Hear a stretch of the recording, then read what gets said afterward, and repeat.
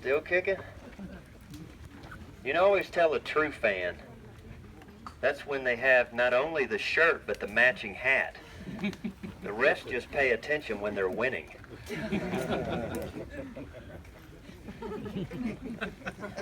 No?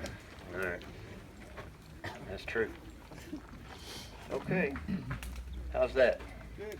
You're good for me. I got my own mic on you. Hardest working man out here. How about a round of applause for the team? Can't mess with that bright yellow too. Yeah, yeah. You'll remember me. Yeah. So when you're sitting in your living room 20 years from now, and you're remembering this fond walk, or trying to remember if you were on this walk, You survived it. you survived it right there. You can say, yeah. Apparently they showed Troy and I's first walk, the first walk I ever did, and I guess it's when PCN started doing them, in 1999, I believe. And people were commenting how I looked like a teenager 19 years ago, which I guess, you know. I remember that walk. Were you there? It dumped in the middle of it when we were down by We the... had lemonades, what I remember about Yeah, it. we had lemonade and ginger snaps. Ginger on the snaps, party. that's right, that's right. I forget the name of the And I house. fell in the stream. Because the rock was loose when we went down into the stream and the rock reed. Well, it was memorable. Yeah, absolutely. You just wanted to get cooled off. Yeah. The person ahead of me was trying to warn on me that in. the rock Oh, was you got a loose, but my cigar? foot was already on the rock. Don't come so- over here. We already almost had another civil war over it and stuff.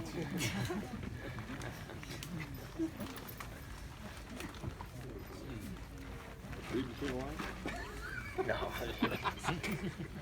Yeah. Woo. Yeah.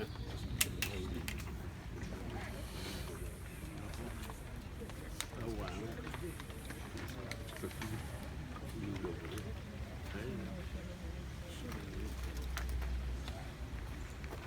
Somebody want to look up and see when that 11th Mississippi Monument was dedicated? Was it 2000 or 2001? Or am I just wrong on both counts? Wait a minute, the Zulu over here is going to do it.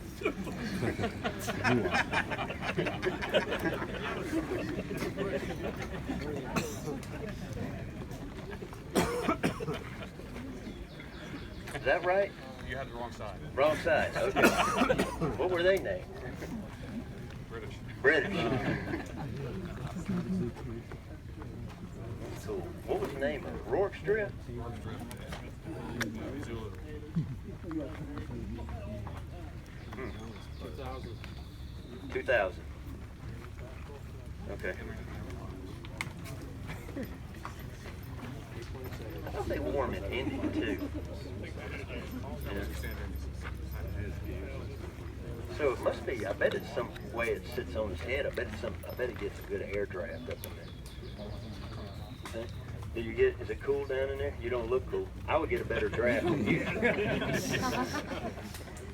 That's another thing people noted from the first battle walk from '99. I had hair.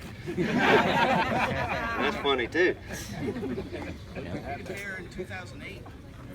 Yeah.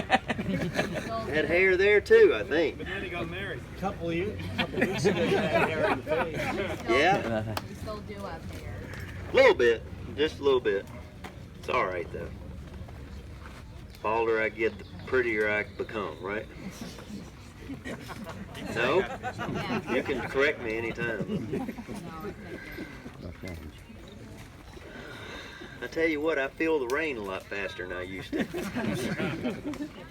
When you get used to, you get to like, you watch it a lot more. And the problem you have once you lose your hair is like you'll keep your hat on and you'll look, I'll get there and I'll get ready to shave, so I'll be looking in the mirror. And we aren't live yet now, right?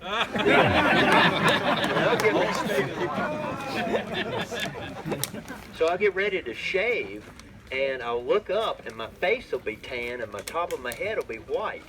and I'll be like, darn it, so I have to go out in the sun and to get my head burned again, you know, to catch up with the rest of my head, you know. So it's just this repeating pattern. Then people are like, well, why didn't you put a hat on? Your head's peeling. I was like, whoop. Yeah. And it won't look like the Marshmallow Man. Can't win.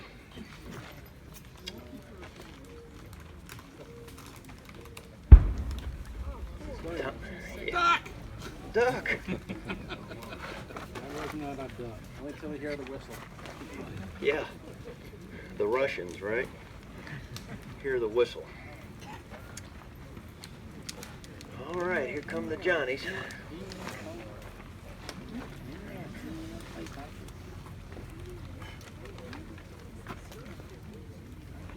Now see, they said I was going to get 400 people. It's not 400 people. 403 right here. Yeah. Or just do one more than the largest number. That's right. Yeah, I don't know. Just have them turn the populator on. Yeah. They put digital people behind them. Yeah. Yeah. Is that what you call that thing? Yeah. Turn on the background.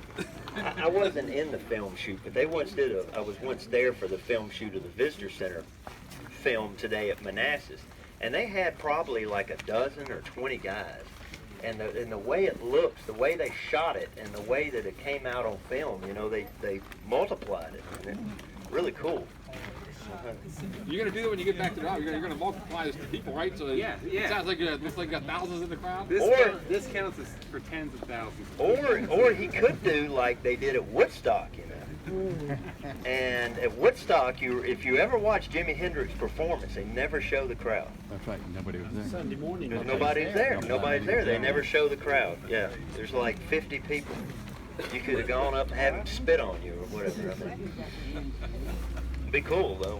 Have Jimi Hendrix. No. I don't like anybody spitting on me. You could jump on stage and jerk his headband off and then wear it out here to my tour.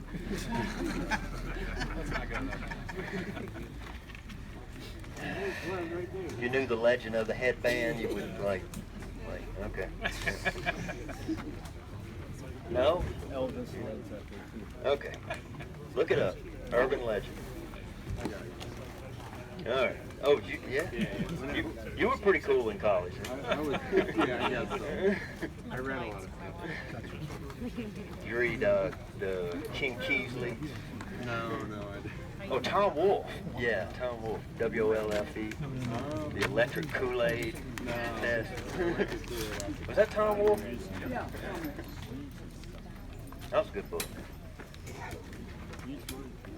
All right, when we're ready. All right, let me double While he's getting ready, let me just go ahead and set this up because it's not important for the film. I'm going to do everything I can in the shade, all right? So a lot of this stuff is going to go. It's going to be a prolonged beginning because this is the only shade I have. I'm going to try to do everything I can before we step out on the field. What I'm going to cut is basically the long stops in between. It'll probably take more time for everybody to catch up for me to speak to you and him to set the camera up than it will for me to actually talk. I just don't want anybody out there getting hurt. And my bottom rule when it rains, when it sun shines, etc., my bottom rule of thumb for doing a program is, can you learn? All right, and maybe a secondary question would be, are we having fun? All right, and if you can't do either one of those, I mean, what's the use in being out here? We're just going to be cooking like a piece of bacon once we get out there. You know what I mean? So, I mean, why prolong the agony? Once we get over to the Bryant farm, we'll see what kind of shade we got. We could probably go to Ziegler's Grove, or I'll try to. Hopefully, we'll have a shadow off that barn, and I can put you all in there, and then we can do the conclusion somewhere over there in the shade too. One other important thing, such as LT over here, Lawrence Taylor. You know who that is? No? Did you ever play? Yeah. Talk about drugs. Man. Who was that quarterback? He broke his leg. Joe Thousand. Redskin. All right, so please take advantage of this because the park has put this at your disposal. Go ahead while we're standing over here for the next hour and pound every bit of water you got and refill them. You see it right over there where those fluorescent vests are? That's all the water you can drink, okay? So don't hoard your water. Go ahead, drink it, and refill it when you need to, especially before we set out. The car is going to, with the water, is going to meet us on the other side at the Emmitsburg Road. We'll see how it's going then, but the car will be along the side of the road, so if you need to drop out of the line and replenish then, why not? Okay, how am I sounding back there, Under Armour? Can you hear me? All right, what about you over there? Okay.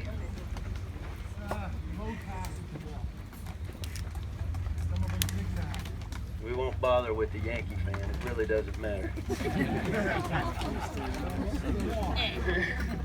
Watch that. Yankee fan. Yankee fan. You're surrounded by them. Yeah. I was down at Camden Yards. I'm just doing this because I think all of you are neat people, okay? You're not filming, right? All right? So I'm walking through the stadium, and there's this fluorescent orange shirt. You know those 50s signs where they have the cartoon character and everything? And it says, I'll water it down for you, but the shirt says, "Meet Richard." It's got this guy smiling there. He's a Yankees fan. Ah. All right.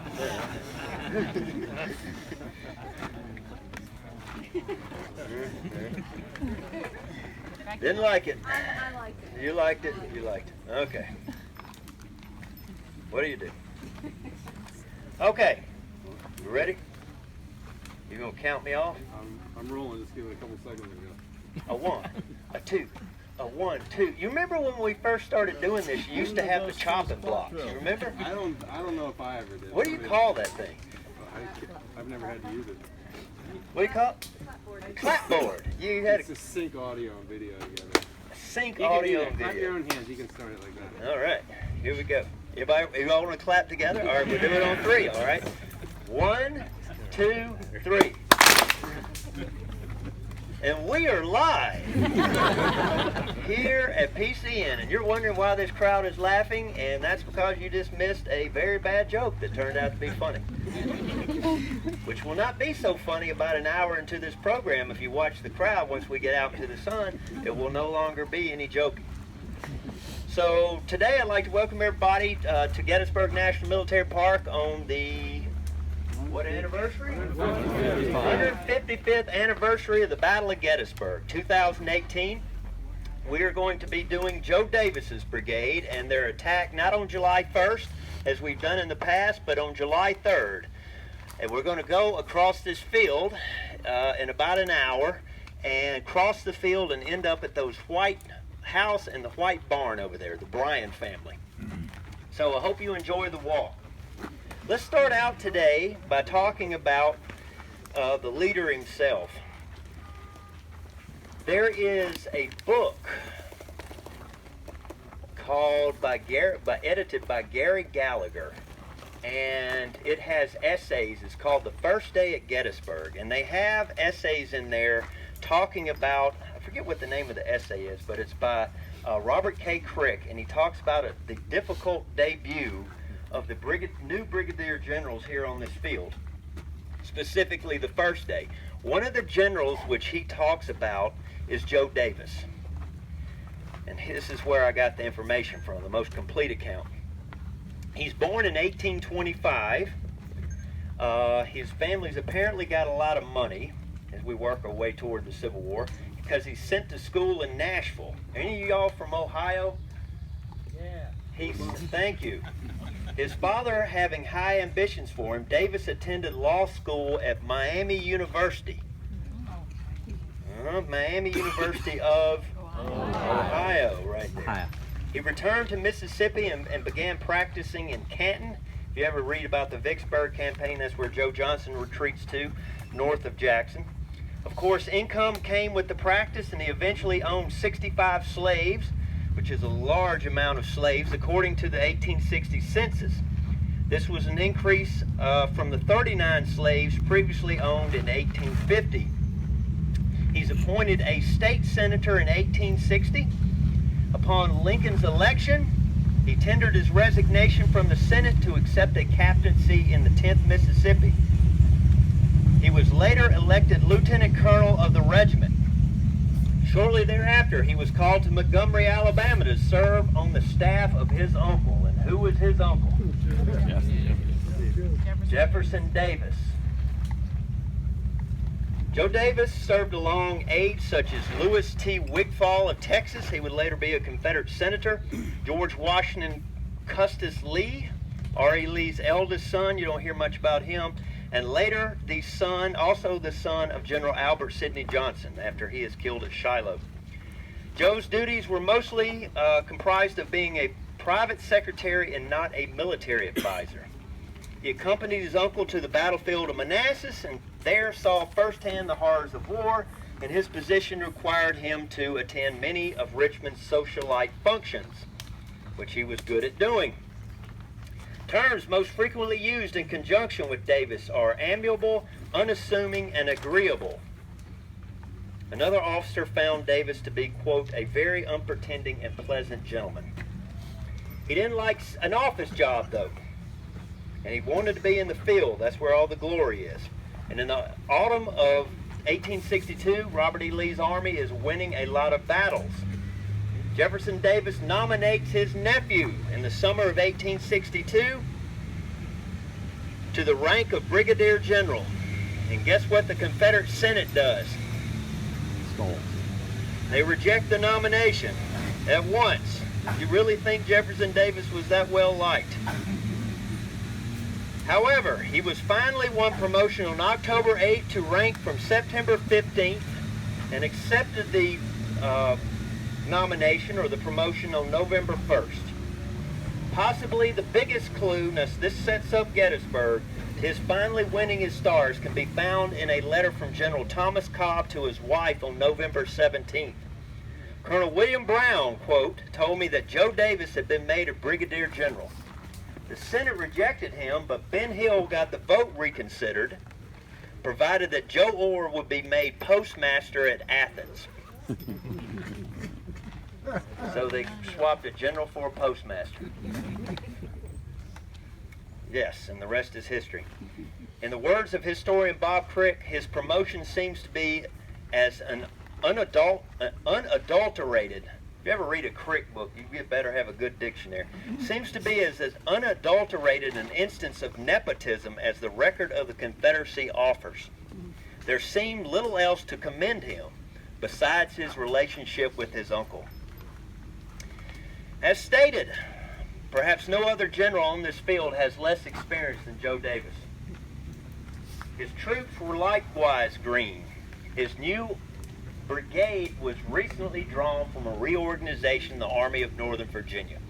In 1863, they decide that for morale purposes, they're going to try to streamline all the units and try to get them as much as possible into one state, 4 regiments from one state. Well, they started cherry-picking Mississippi units to get them to form a brigade for Joe Davis. First one is the 42nd Mississippi. It had only been recently raised in May and not seen any combat.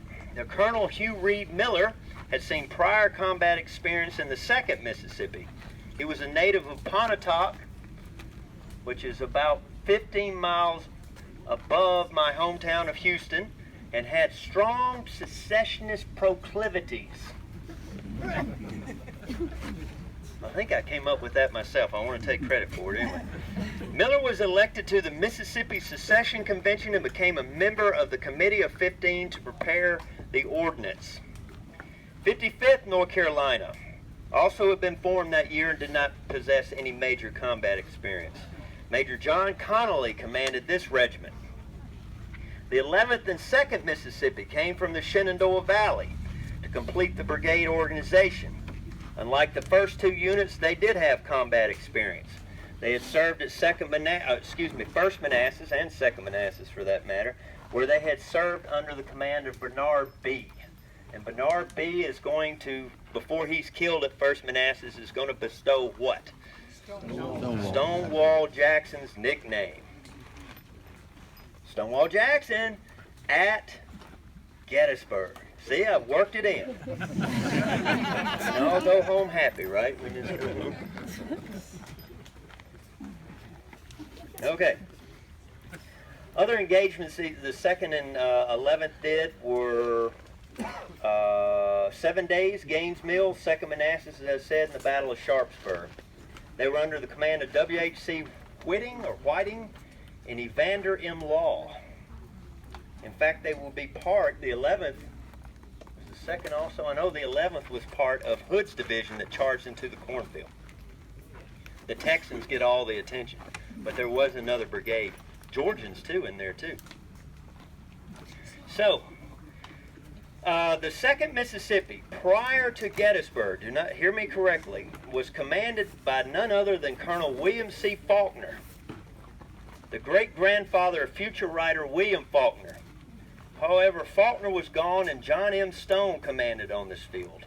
Stone was remembered as, quote, a modest, unpretending man who was, quote, gallant and lion-hearted on the field.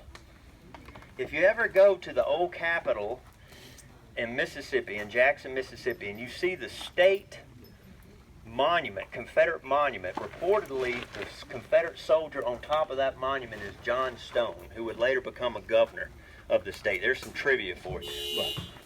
But whoever he was, somebody's Honda's going on, but whoever he was well liked, obviously, if you're going to put his likeness on top of the state monument.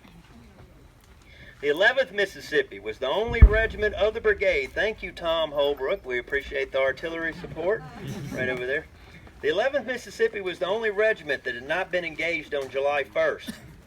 The 400-man, some people say 500-man regiment had been left behind to guard the wagon trains and missed the railroad cut action on July 1st.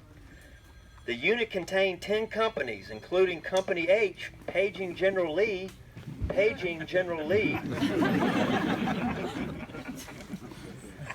The units contained 10 companies. Pay attention because this is important. Including Company H, the Chickasaw Guards, which I would be remiss in stating were from Chickasaw County, which is my home county, right there. So these are the hometown boys. The most famous company was Company A, and they were the University Grays that were comprised of students all from the University of Mississippi. If anyone ever wondered about Ole Miss's association with the Old South, etc. over the years, they have to look no further than this battle, as you will see at the end.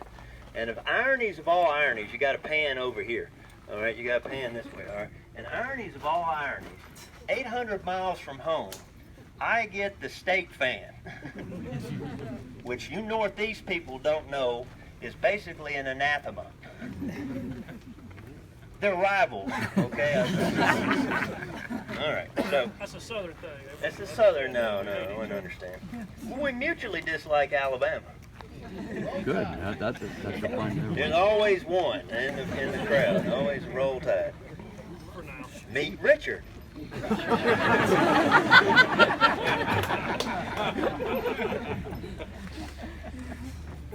All right, so the 4 regiments that comprise the brigade is going to begin to assemble in November of '62 at Richmond.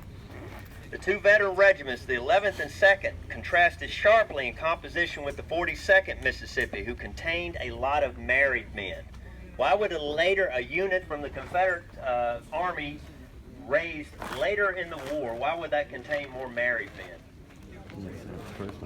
They're running out of men in your standards. You're no longer getting a deferment because you're married as the war progresses.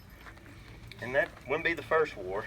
The 55th North Carolina hardly contained a man over 30.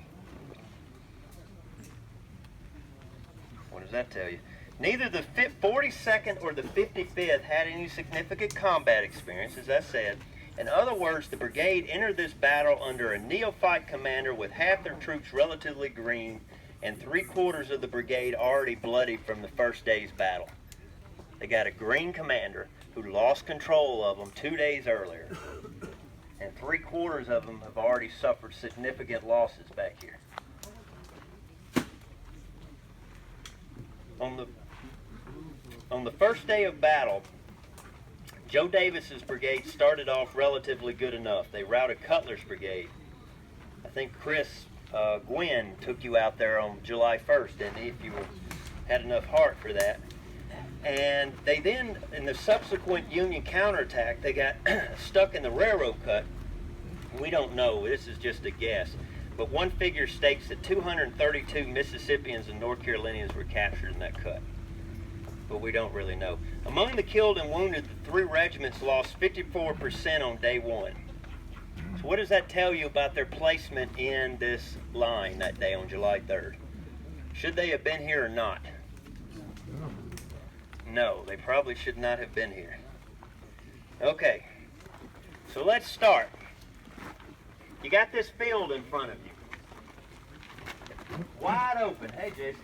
You got this field that's wide open in front of you right here. July 3rd, 1863, Robert E. Lee wins on the first day of the battle. On the second day of the battle, if you can pan over here, he attacks the Union left flank, where you see those round tops off in the distance, right over there. He comes very close to winning the second day. He gains ground, specifically the peach orchard, and 1/2 of the wheat field, if you want to be generous with that. But he wins the first, he almost wins the second. The question you need to ask yourself from big picture standpoint is, could you walk away from it? If you're Robert E. Lee, could you walk away from it? Do you want, when you get to the, where'd she go? When you get to the World Series, I mean, what did you do? You sat there and you lost all these years to rebuild your team. Are you going to play 9 innings or not? What do you mean, no? She's a Phillies fan. I need to get up here and give some support. All right. So, what are you supposed to do then? Robert E. Lee is going to attack again. I need not, I could do this whole program on this. In fact, I have a program dedicated to the whole thing about Lee and the planning for July 3rd and going across this field. Suffice it to say that Lee and Longstreet, if they didn't get along, his top subordinate didn't get along on July 2nd, you should see on July 3rd. You should study that sometime. They really don't like each other then, especially from Longstreet's standpoint. We don't know what Lee thought about it. But anyway, Longstreet doesn't want to do it, and I'm quoting him when I say that. He doesn't want to send his assault column across this field. He doesn't think it can be done, but General Lee says it can. And the men who walk up here, they're in the shade back here behind you, behind West Confederate Avenue. The men that walk up here and look at what their objective is, think it's the craziest thing they've ever seen before. But like E.P. Alexander said, Colonel E.P. Alexander, who was in command of Longstreet's artillery, about half the artillery here, he said, you know, we all felt if General Lee had ordered it, then it must be all right. Such was the faith in their commander. And Lee has never given them a bigger task than crossing an open field out here and trying to take a Union position that is crowned with artillery and, of course, Union soldiers. Where you see those cars in the distance, you could definitely see thousands of blue uniforms because they had not dug in. They were just milling about where you see those cars over there. That might have prompted some of Robert E. Lee's decision to go across the field. Never gonna get a job with that hat on. All right. Yeah, everybody ostracize him. Nobody speak to him, listen to him. If you think about it, ladies and gentlemen, Robert E. Lee is not going to just send these people across here, though. He's just not going to feed his men into the teeth of the Union Army, at least not initially. What his original plan was, and think about this on paper, okay? Take away what you know about the Pickett's charge. Everybody knows the ending. We do the Faulkner quote and all that stuff, but everybody knows the ending out here. Take away that and think about this in theory before you, without knowing what's about to happen. Lee lines up 147 cannon across, basically along Seminary Ridge where we're positioned right now, and turning at the Virginia Memorial all the way to the Peach Orchard. 147 guns. How did I come up with 147 guns? Scott Hartwig audited my third day program when I first got here, and he told me it was 147 guns. Now, he denies that to this day, but I swear he told me that. So it is 147 guns. When you're in the bar tonight, it's 147 guns. Don't say 150, not 146, not 148, 147. Think about that though, seriously, 147 guns. Let's say they fire a round every 45 seconds. Let's make it easy. Let's make it one a minute, okay? 147 guns. Let's even it off. 150 guns. 10 minutes, how many rounds is that? One a minute. 1,500, thank you. You got a high school diploma, don't you? All right. He didn't go to all of that. He didn't go to all that. Oh, the snake guy over here. Oh, yeah. I deserve that, though.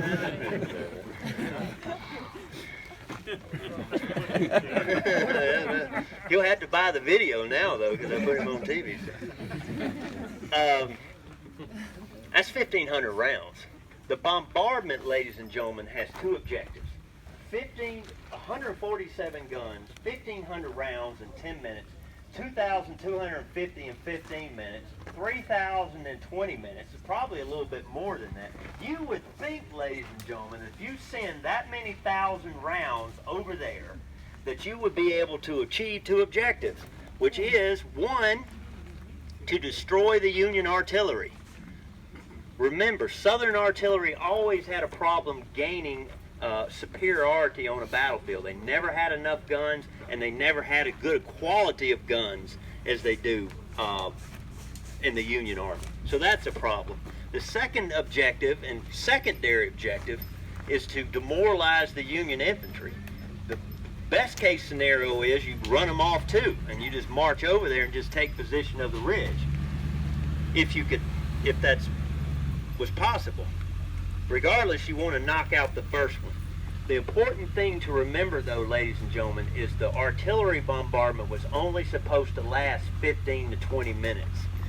And that bombardment, as you well know, did not last 15 to 20 minutes because the Confederates could not take out the Union artillery, and that was the cue to start the assault. The artillery kept firing, and they eventually started running out of ammunition. And then it's going to boil down to the Confederate infantry to try to take up the shortcoming. You could ask yourself, and it would be a justifiable question, should Lee have called it off at that point?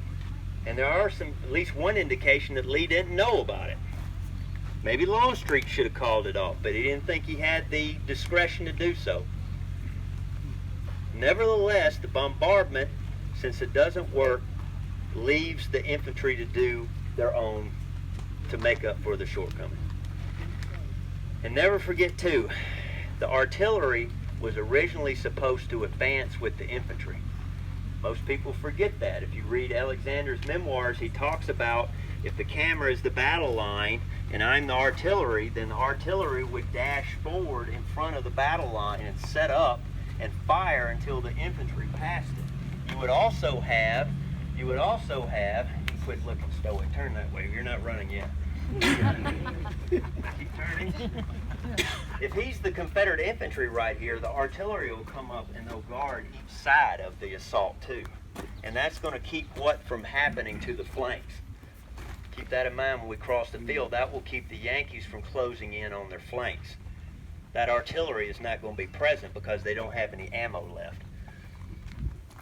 That part of the plan is gone. Alexander wrote that he would have liked to have seen how it would have worked. That's why they set the guns aside behind the Virginia Memorial, remember? And they can't find them.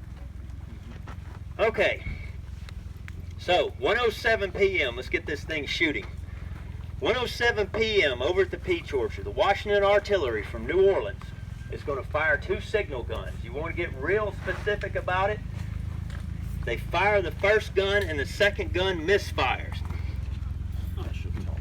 Didn't know that, did you? They have to reprime the piece, as they say. They have to reload it, not reload it, but they have to put the ignition system in it again, and they jerk the second round. When that second cannon goes off, probably only delayed them 5, 10, 15 seconds, then all bedlam opens up. Like a rolling thunder, if you will. This Confederate artillery, 147 guns, starts building into a crescendo. And right here where you're standing, ladies and gentlemen, the ground was vibrating. One Mississippian who was over here behind us in the woodline said that he was laying on the ground, and the bombardment was so sustained that as he was looking in front of him, the leaves on the ground were hovering in front of his eyes. If you can imagine such a thing. I mean, that's how much concussion was going on. It was keeping the leaves up in the air. That's just, I cannot imagine, I cannot fathom that much noise, to say the least. But as I said earlier, the bombardment is not going to be effective. But quickly, this field is going to do what? It's going to fill with what? Smoke, because the wind is not blowing that day. All right, or it slowly drifts across the plain right here. And quickly, the Confederate gunners run out of a target to shoot at.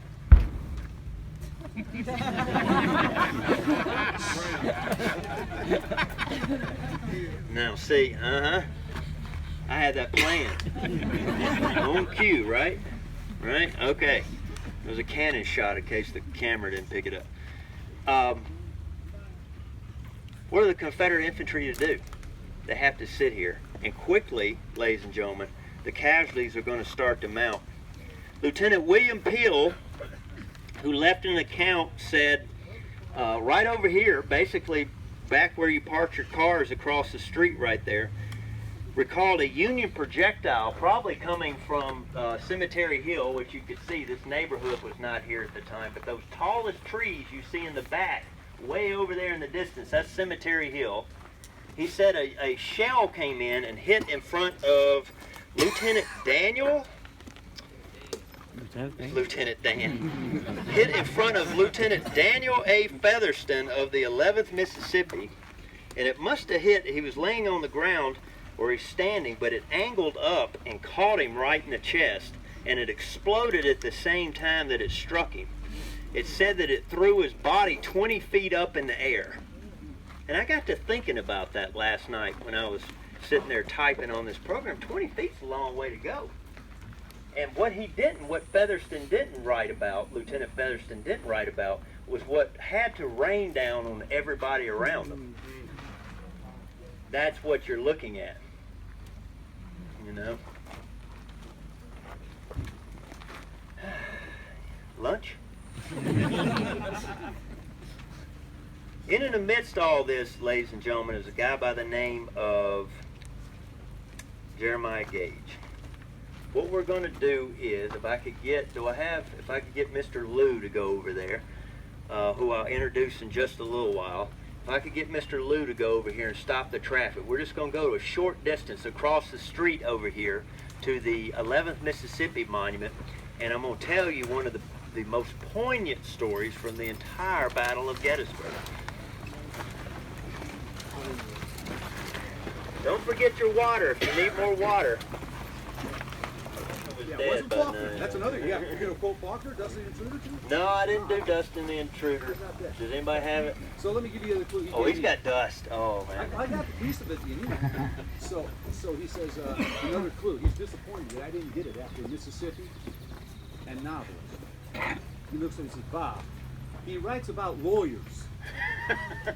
Now you got it, didn't you? John Grisham, yeah.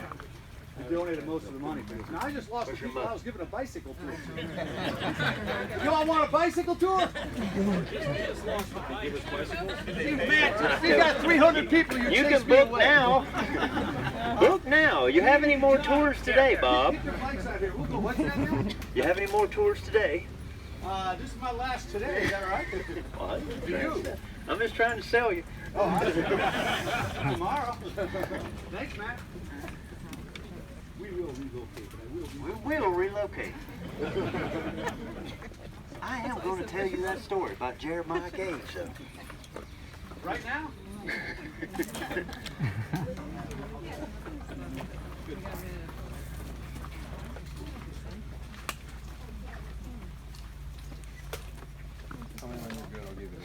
Okay, who wants to be famous? Caroline, won't you get out the sun?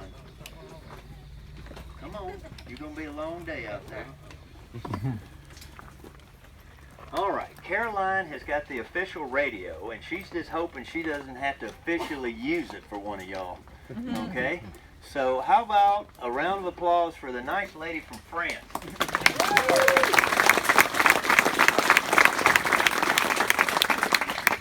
you pass out because you're out of order, I do have a few bottles for emergency.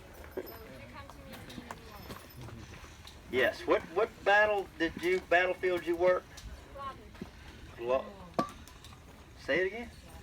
Lawton. Lawton? That's it, right? Lawton. Okay. Thank you, Lou.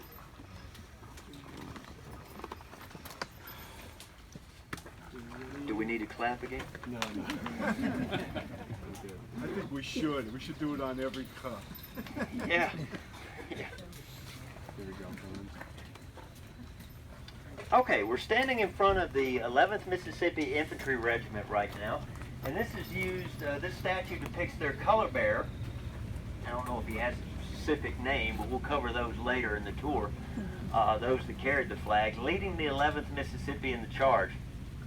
The monument here was placed in 2000. My original research is correct right there. And I was here. Does that make me old? I was here, thank you. You could disagree at any time. And I was here at the monument dedication for this. It was quite a cool event. The 11th Mississippi Monument being placed so late, and I believe I'm correct in this, I believe this is the last monument placed on the battlefield. You might disagree with that? Okay, so the 11th Mississippi being the last monument, how did it ever get here? The way it got here is because when the 11th Mississippi Memorial Association approached the Park Service about putting a monument up, they got the same answer that everybody else gets when they approach the Park Service about putting a monument up, which is what? No more monuments. We have to mow around them. We have to upkeep. One of the big things the federal government messed up on, of course, hindsight being 2020, is none of these monuments are endowed. So it is perpetually coming out of present-day taxpayers' money to, keep them upkeep. Think about reseeding the foundation for the Pennsylvania Monument. I mean, that's not cheap. So, if you look at it right here, what's it doing? How did it get here? Well, what the park didn't know is that the 11th Mississippi had on their committee who is now the former majority leader from Mississippi, a guy by the name of Trent Lawton. And so I don't know how that works in Washington, but the phone rang, and all of a sudden we were taking monuments. At least one more, anyway. And so that's how he got here, right here. And they have never done that again on another battlefield. But if you go to Antietam, you see the 11th Mississippi Monument. If you go to Gaines Mill, you see the 11th Mississippi Monument. I'm trying to think if I'm leaving any out right now. But what they're doing now is they're putting them on private land, usually who a private organization buys, and then subsequently, since they're on the heart of the battlefield, the Park Service buys the land, or a philanthropy group buys the land, and guess what? The monument comes with it, and that's how that works, right here. So it is a nice monument. Now, the reason I brought you back here is to tell you this story of Jeremiah Gage, and this is hard for me to do because y'all are surrounding me. So I hope everybody can hear me. Jeremiah Gage was from Ole Miss. He was one of the students that left Ole Miss to join the Confederate Army. I actually have not from this unit, but I have my ancestors, one of my distant cousins' letters from Ole Miss. And he talks about in April 20-something of 1861, he talks about they've heard about Fort Sumter, but they haven't heard the outcome yet. And then he goes on to write his father that he compared Lincoln to the Queen of England and said that you would never allow a despot to come down here and rule, a foreigner to rule over an American like that. And he goes on, basically like any other college kid, he goes on to hit his dad up for some more money because he spent it all. He's kind of, in fact, that's all his letters do. He was killed down in 1862 in the 7 Days campaign. And what did he get for all of his patriotism? He's now an unknown grave. What is it, Oakwood? Is that what you call it, cemetery? Not Hollywood, but Oak Lawn or something like that? Oak Lawn. Oak Lawn? Look at you. How did you know that? How do you think? Jeremiah Gage. All right, this is written by the doctor. Apparently when the bombardment started, let me give you the backdrop of this. I've already told you that the shells started whistling in here, and instantly the men were down on the ground. I don't know exactly how Jeremiah Gage was hit, but he was hit somewhere in this vicinity. The medical corps had set up a field aid hospital in a barn, and I have always wondered where that barn is. If I'm not, and I may be completely wrong, but I believe, if you come out here in the wintertime, I believe you can still see a small embankment to the barn, which was right across the park boundary right there, and on the other side of what we call Brown's Ranch over there. Now, I may be wrong about that. Don't go home, tell everybody, go stand on the same side, and don't go over there, because the cows are over there, all right? And they're biting cows. As my daddy used to say, don't go in there, boy, they're biting. Right there.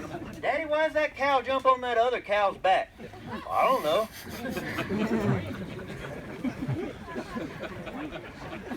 They're just playing. Yeah. I think that's where the barn was, or it could have been right in the midst of that modern woods right over there. Anyway, we're close. Field aid station. Here's the doctor. Early on the morning of July 3rd, I selected the nearest possible cover for wounded behind a raised roadway about 2.5 feet high, constructed to allow wagons to be driven in upon the lower floor of a barn and unloaded. He's basically in a bank barn. Fortunately, it ran parallel with the Federal batteries that were opposite and the crest of the ridge for about 30 yards. So we can't be that far. I went up to my little first aid hospital behind the Barn Road embankment, and under its cover seated myself for business. Presently the wounded began to come in crouchingly, for many were killed and wounded before the charge began.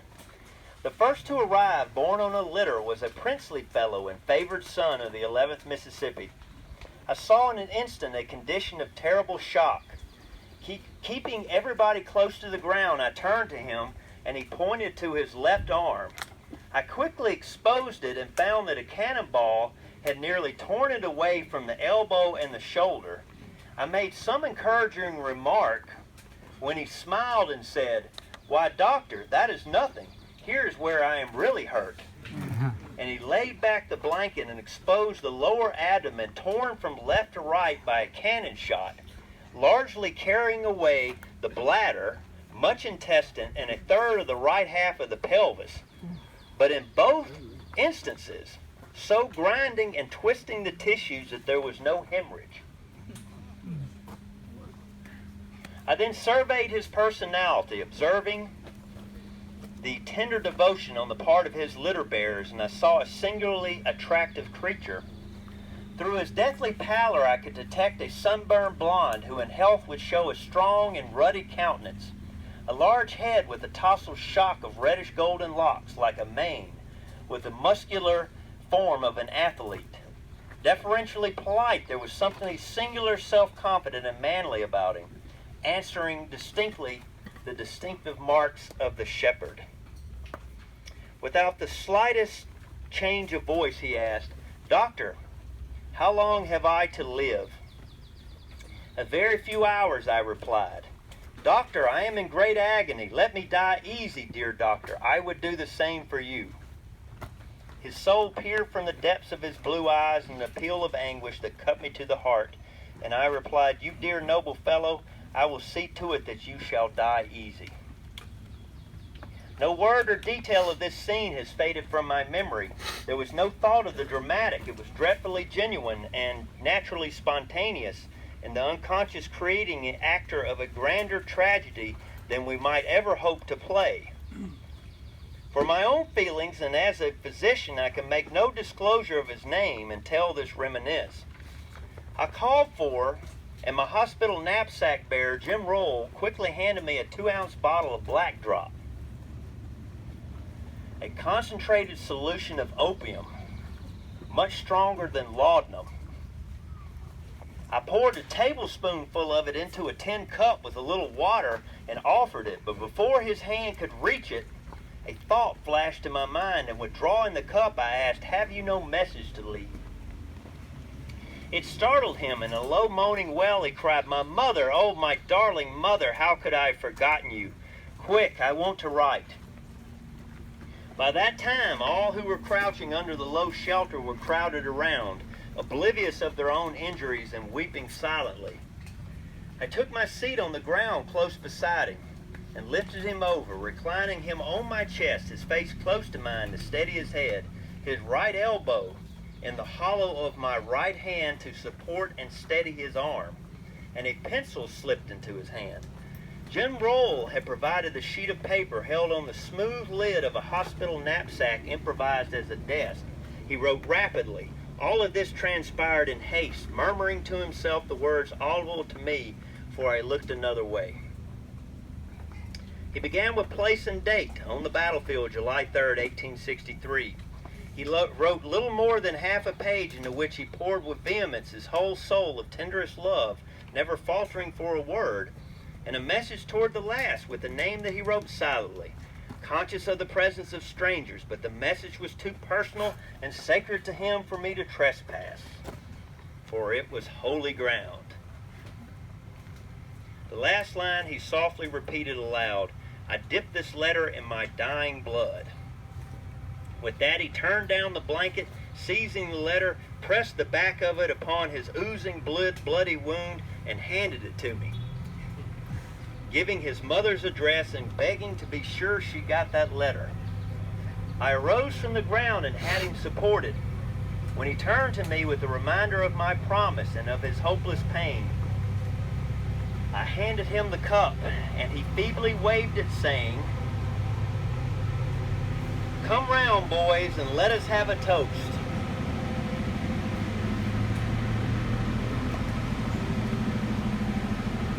I do not invite you to drink with me, but I drink the toast to you and to the Southern Confederacy and to victory. And he grabbed it to the last drop, returning the cup, saying, "I thank you." We laid him back on some improvised soft headrest, and I rushed off to work among the wounded. In about an hour, passing hastily, I lifted the cover from his face to find him sleeping painlessly. 3 hours later, as the tide of battle turned and the Southern Confederacy had touched its highest watermark and ebb tide began, I passed again and laid aside the cover from his face to find that the spirit of our reincarnated Sir Galahad had taken its flight in triumphal ascension. His death surpassed in tenderness of love and philosophical resignation and courage and willing sacrifice of self, if it were possible, even that of Socrates. You people don't know anything about no Socrates. Upon the receding wave of the great charge, upon the receding wave of the great charge came a heavy drift of shattered humanity. Gettysburg, Pennsylvania, July 3rd. My dear mother, this is the last you may ever hear from me. I have time to tell you that I died like a man. Bear my loss best you can. Remember that I am true to my country, and my greatest regret at dying is that she is not free, and that you and my sisters are robbed of my worth, whatever that may be. I hope this will reach you, and you must not regret that my body cannot be obtained. It is a mere matter of form anyhow. This is for my sisters too. As I cannot write more. Send my dying release to Miss Mary, ... You know who. J.S. Gage, Company A, 11th Mississippi. On the postscript, he has Mrs. P.W. Gage, Richland, Holmes County, Mississippi. Last notation, this letter is stained with my blood. If you get a chance tonight, the original is now at Ole Miss.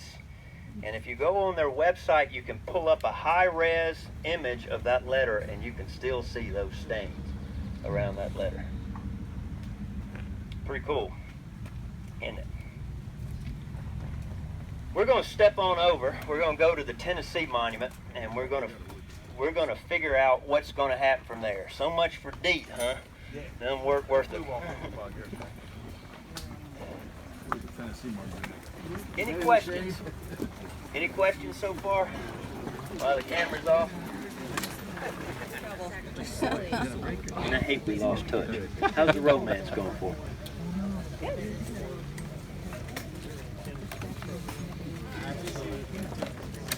Thank the gentleman who gave me this, but that's cold, man. Woo. That's not good for you, though, you know. Not good for me. No. Coke is the only way to do it. That's right. Not too bad in the shade. No?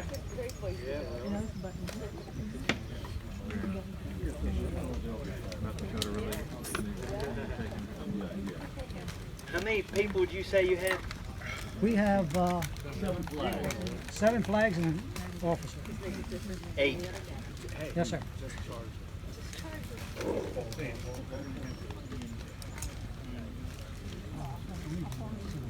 Okay. Trying to think how many I need. 4, 5, 6, 7, 8, 9. You always do. Why don't we just put y'all? How do you want to shoot it? Before you start shooting, I could line them up. I could line them up facing you. It'd make better sense though. You might want to sit up over here for swing for the fences, because I'll be moving them that way. You'll be shooting them from behind. Yeah, I'll scoot over there. Do you think that'll work better? Definitely. I think so. Yeah, but I take away your field shot. I don't tell photographers how to. Yeah, I'll take your advice. Beautiful. Oh yeah. Don't let that get down. I always like those phone calls. The guy was saying, "You're the boss. You tell him what to do." I always like those phone calls that come in the front desk. Unfortunately, sir, I hear your complaint, but nobody that would make a decision like that would be answering the phone in the first place. Let me patch you through. All right, so why don't we get the reps? We'll come on up. Take you two. I'm gonna have fall in. What we're gonna do, gentlemen, is I'm gonna make a human Pickett's charge out of you. Each one of you is gonna be a brigade. Okay? So I hope it looks better than it sounds.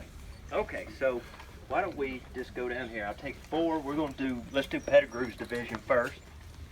If you want to line up here, I'll take 4 right here for the brigades. Okay. 1 more, whoever, I don't care. Go ahead. Okay, and let's see, we got 4 there. And, well, we'd be remiss over here, wouldn't we? What does make you Pickett? Right here. Upgrade. You get behind them, you be Armistead. You get back. Yeah, roughly. Just scoot over behind him. Oh, okay. Yeah. You want to be Fry, I can get him to move. If you want me to. If you want to be Tennessee, I'm not have anything staking. All right, let's get the other 2 flagless people. All right, we'll put you back here, and this will be Trimble.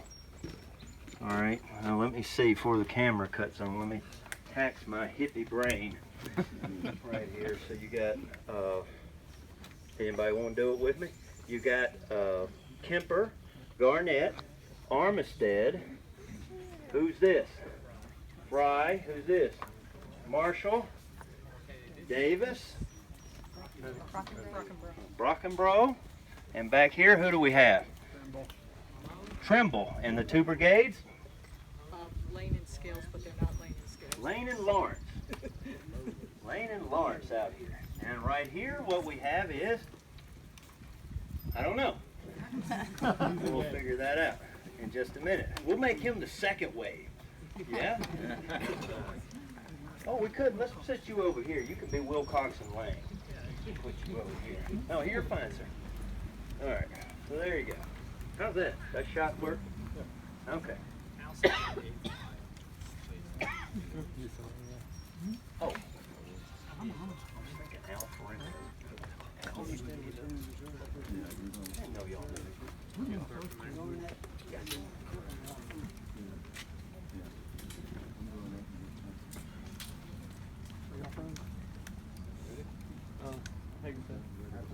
Okay, ladies and gentlemen, we're now standing beside the Tennessee marker, which is a little bit, my direction, a little bit south of the North Carolina monument.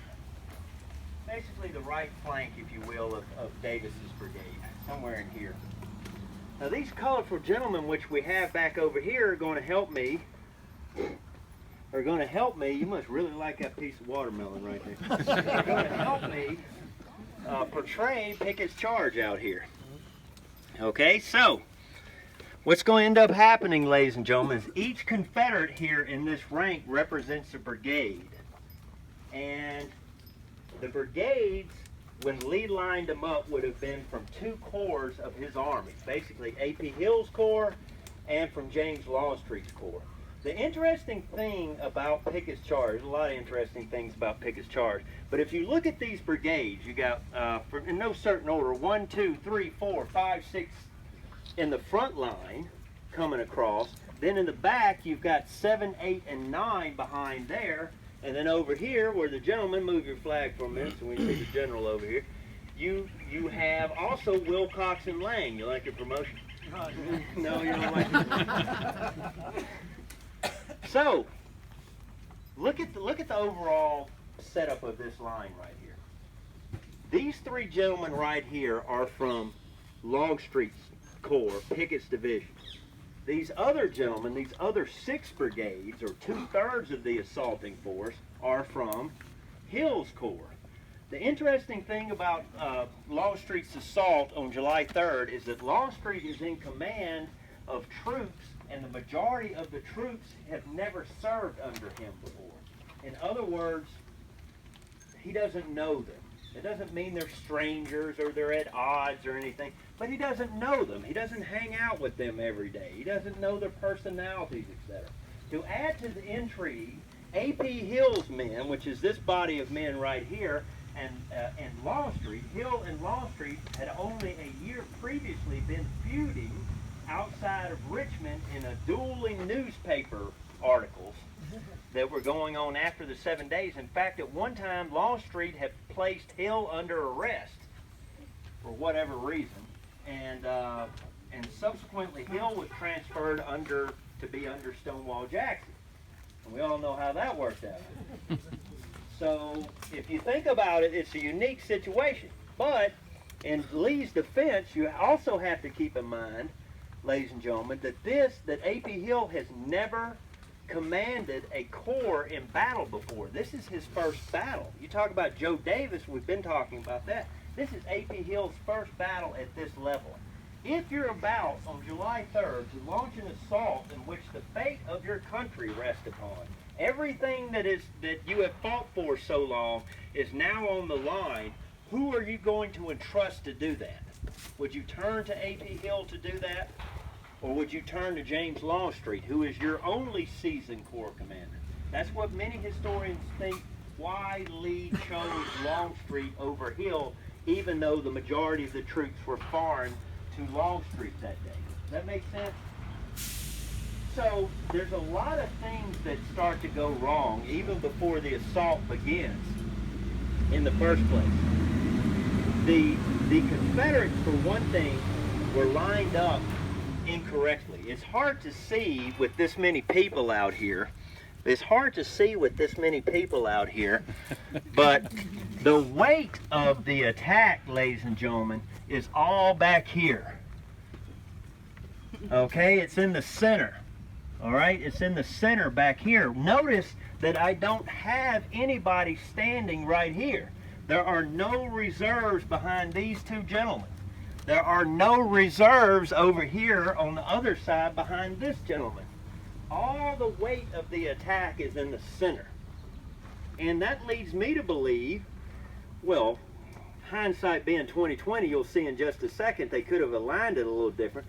But trying to guess along with Robert E. Lee, you would think that where you see the majority of the cars lining up for the anniversary moment over there at the high water mark, you would think then, ladies and gentlemen, that the weight of the Confederate Army was literally supposed to go in the center of Cemetery Ridge.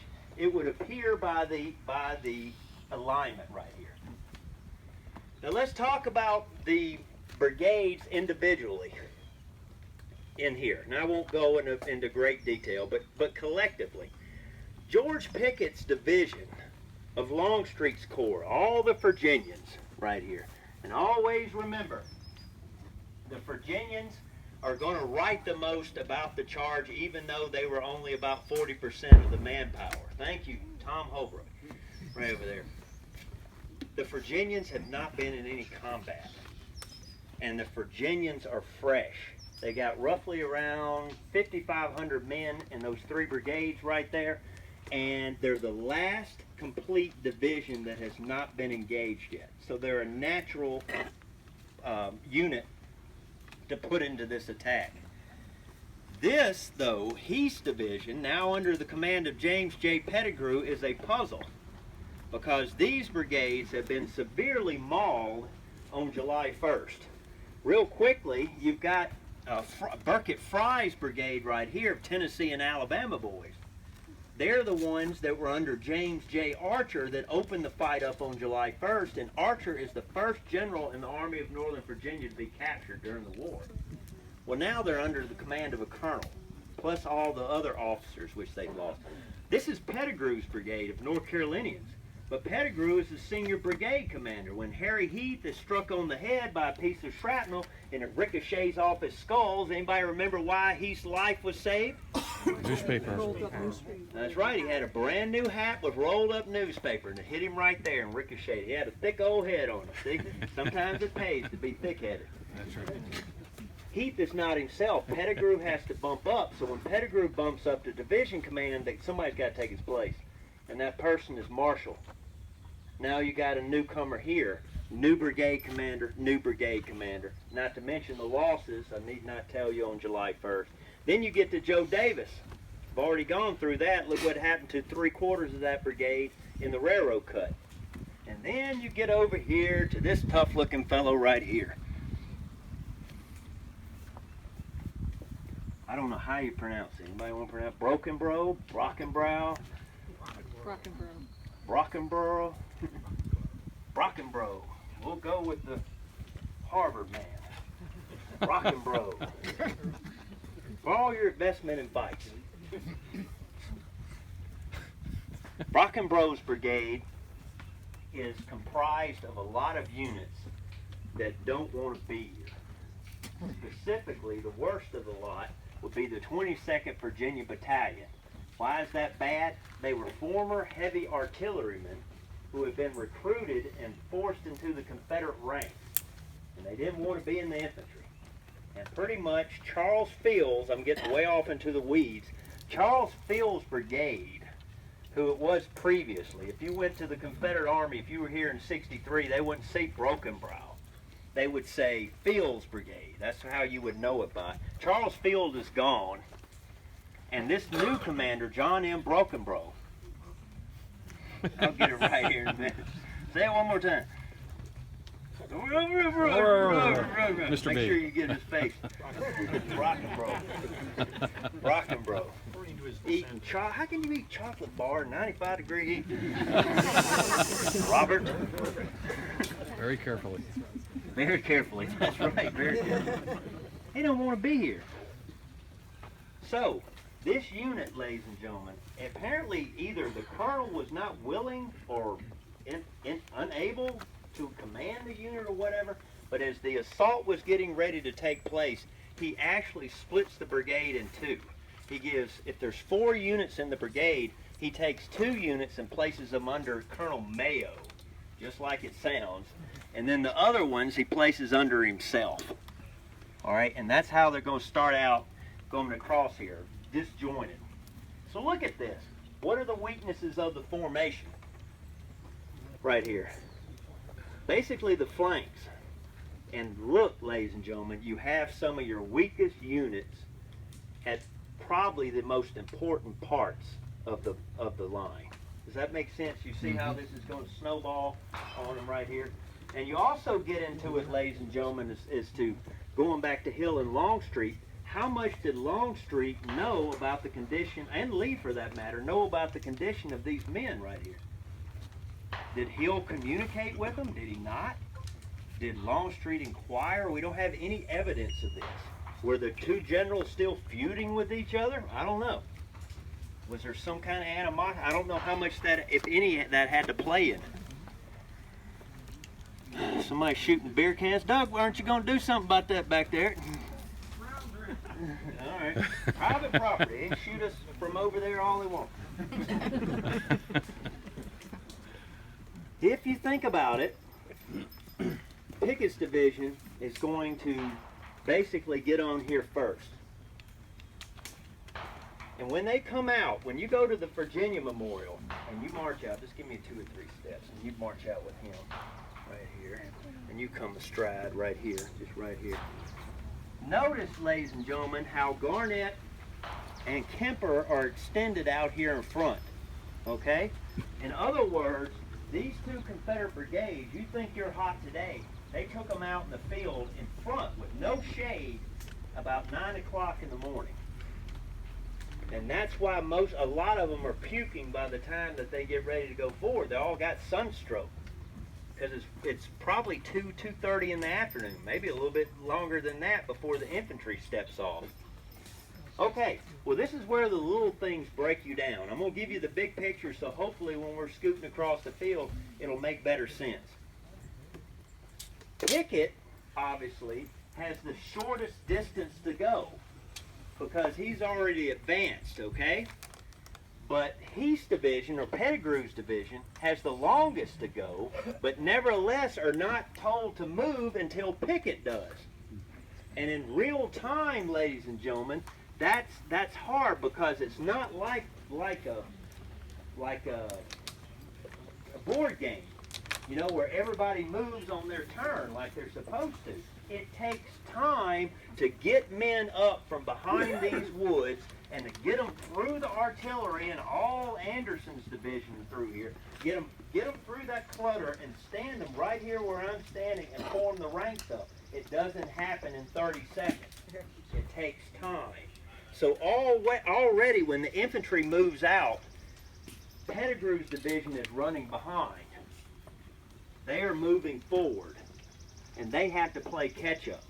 Now, one of the reasons I wanted to bring you down here to the Tennessee Monument, you can pan over here to North Carolina slowly as you do that, is this is one of the cool things about the battlefield that most of you probably never noticed before. Why would you? When the advance is begun by the Confederate infantry, these two brigades right here advance quickly. They are told to slide to the right, to guide to the right. Marshall and Fry are going to begin their advance fairly quickly. But where you see that hill behind the North Carolina Monument right there, Davis's brigade over here, Davis's brigade cannot see what's happening. Why? Because of that knoll right there to your left. They can't see the rest of the Confederate line. And obviously then the Virginians over here on the left flank can't see it either. So what ends up happening is Kemper and Garnett are going to go forward, and then Fry and Marshall are going to go forward. Okay? And they're going to be trying to catch up the entire assault as they go across the field. You're trying to get 12,000 men into one line is what you're trying to do, and it's near nigh impossible. Look at this field right here. At the beginning of the attack, and this will also come back to haunt them in the end. These are things that I've had 155 years to think about, so it's relatively easy for me, okay?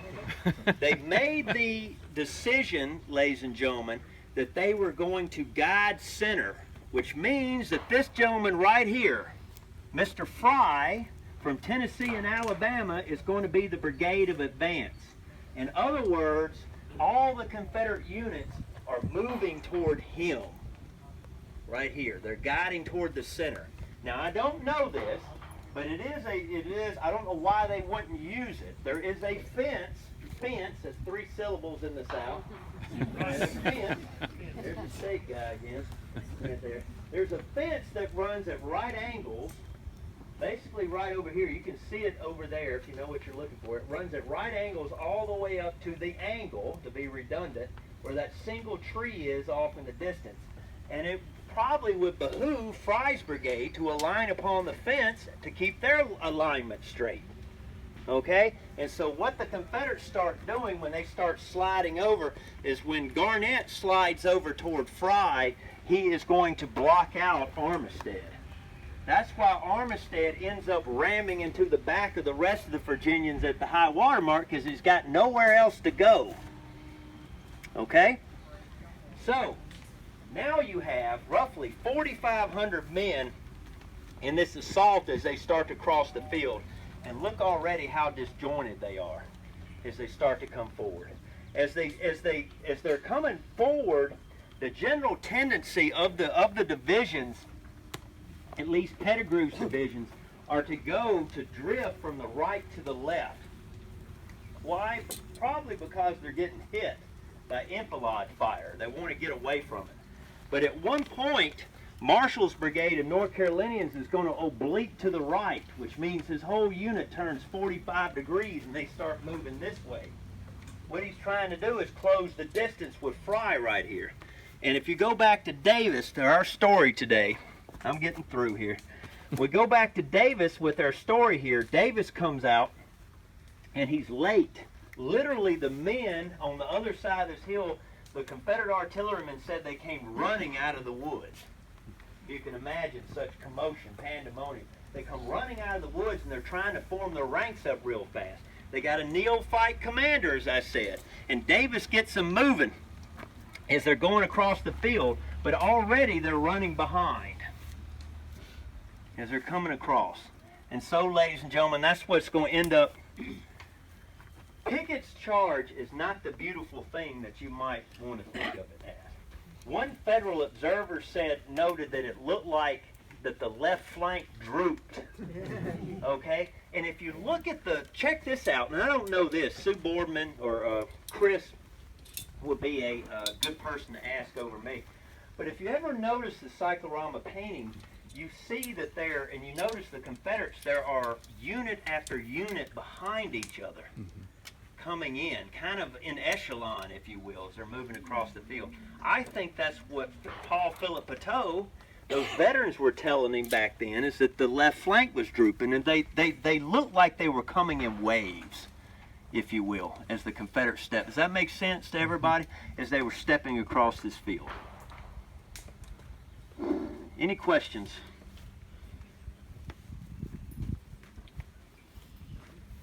Running out of things to keep y'all in the shade with here.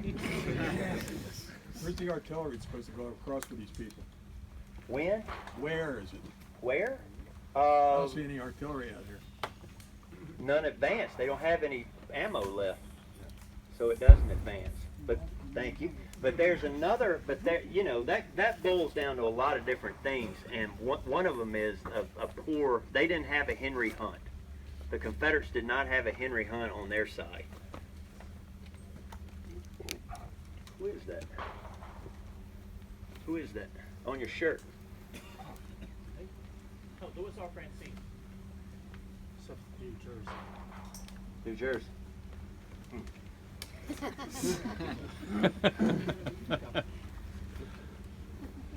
Okay, any questions?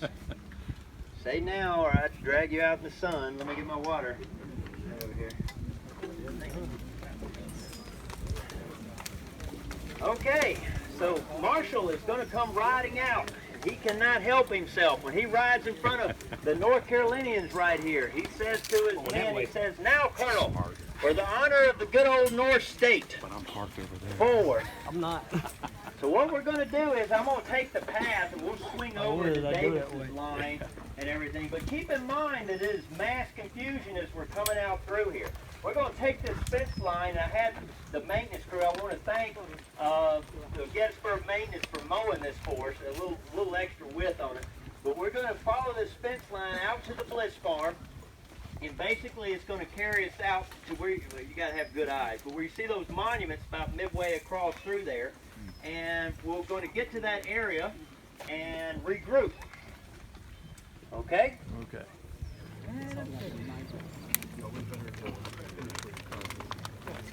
Well, it's by the Bryan. Now we're making money, right? Just off from the Bryan Farm. I know where they live. Hey, walk over there and see if that trail connects me over to the that white barn. Should I go to the next one? I'm thinking I'm getting cut off, but I see a road. That's over that way.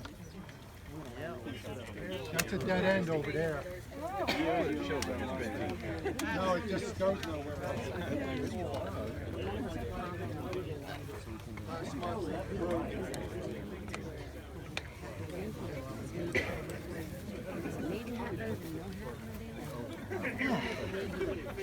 Hey, Johnny, why don't y'all come on up here?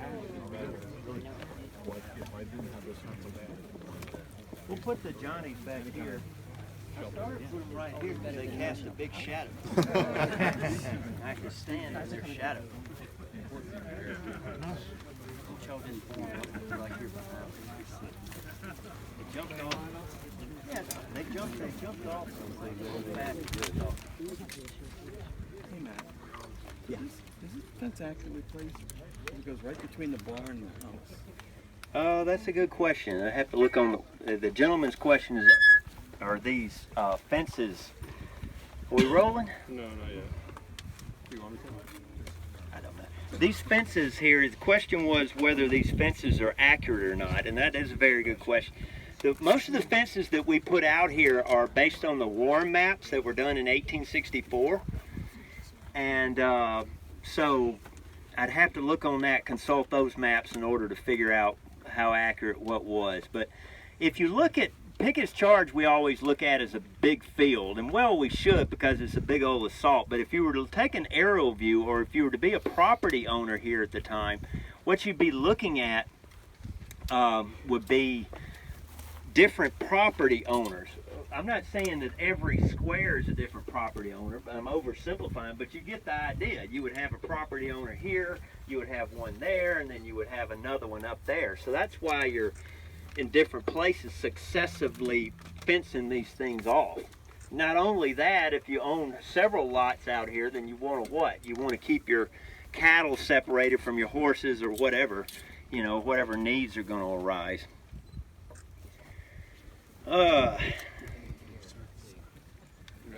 Yeah. Let's go. What would Harley Quinn do? Harley Quinn's about to pass out. Thank you, thank you. You should have brought the baseball bat. Hello, ladies and gentlemen. We're now out here in the middle of the Bliss Farm area, and we are now hot. To say the least. This won't be captured on the video, but I assure you that we're not going to spend too long out here because this might ruin the government's reputation for sweating. Oh, why did I get an oh out of that? Looked like everybody would be like, Okay, if you look behind you, ladies and gentlemen, the other way, not forward, behind you, where we came from, look at how fast we got out here, all right? See the tree line? You see the North Carolina monument? You see the North Carolina monument that is right over there in the distance. Davis's brigade, or at least Davis himself, is going to be on the other side of that knoll, or the north side of the North Carolina monument. He can't see what's happening. Davis will write that the fences, somebody was asking me about the fences before the camera was turned on.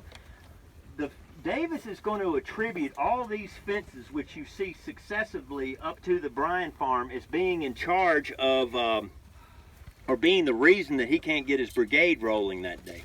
Probably the real reason for that is that he loses control of his men. A gentleman, a Georgian from Thomas's brigade, who was located right over here where you see the American flag flying, roughly in that area, he said that Davis's brigade pushed out with too much impetuosity, pushed forward in advance of the general line with too much impetuosity, is the exact quote right there. And probably that is true. Davis's men, as I said at the last stop, is going to rush out. They're going to form ranks, and Davis is going to get them going. And it's going to be like a horse, a runaway horse, if you will, and trying, after it turns toward the barn, how are you ever going to get it to stop before it gets there? I mean, the men want to get this over with. It's not like they're rushing into death or anything, but they know, as the veterans at least know, the longer they spend out here on this field, the more men they're going to lose. So, Davis's brigade is rushing forward. Coming up beside them, to the left, or the left rear over here, is going to be Brockenbrough's brigade. Okay, thank you, Rob Shoemaker. Brockenbrough's brigade is going to be coming up, and they never quite make an alignment with Davis's brigade. Once again, where you see the American flag, that is the remnants of Long Lane, and that is an old field road, or excuse me, city road that ended at the Bliss farm right over here. It is commonly thought that Brockenbrough's brigade is going to get to the vicinity right over here where we are right now, where they are going to be met by the 8th Ohio. Initially, the 8th Ohio had 250 men in their unit. They had 100 men that were out on the skirmish line. And their colonel, Colonel Sawyer, is going to go for broke. You have to give the man credit. He is going to see the Confederates advancing. He is going to see the Virginians from Brockenbrough's brigade start to waver, and he is going to take it upon himself to advance the rest of his command, the other 150 men, out to the fence line. I don't know if it was the fence right there or the fence beyond that, but he advances to one of those fences right there, and he opens up on the Virginians with everything that he's got. And when that happens, the Virginians start to waver, and they start to fall back. And that's going to be the end of Brockenbrough's brigade. That was right, Brockenbrough. All right, I appreciate that. And so what does that leave? That leaves Davis's brigade as the left flank of Pettigrew's command. 4,500 men.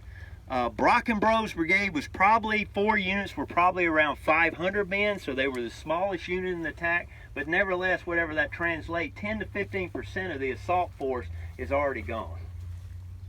And now those Ohioans start to fall back toward that wood line back there, and we'll be hearing from them in just a little while. So Davis keeps on going. Now,